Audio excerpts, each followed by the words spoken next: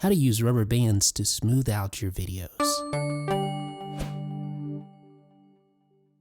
How's it going, guys? Jeff Benjamin with 9to5Toys. I have been using this setup for many years. This is a Manfrotto tripod along with a Manfrotto fluid head.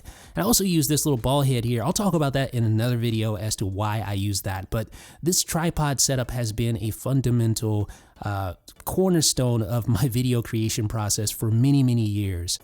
And one of the reasons why a fluid head is so essential for video is because it allows you to pull off really smooth pans like this.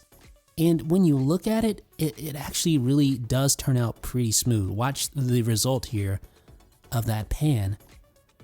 And you can see it's pretty smooth, right? Not perfectly smooth, but pretty smooth, as you can see here. But what if you want to take it to the next level? What if you want to smooth it out even more?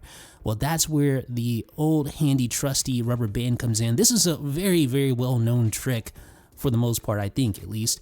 But essentially what you're doing is putting to work the resistance of the rubber band and using that resistance in order to pull the handle in a more natural fluid motion. And what you want to do is you want to avoid those stubby small rubber bands without a lot of pliability and flexibility. I like to use the longer rubber bands and combine them together to make one really long rubber band.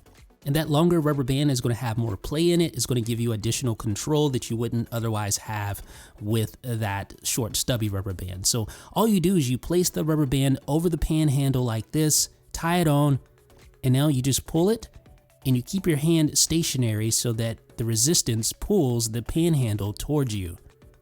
Just like that.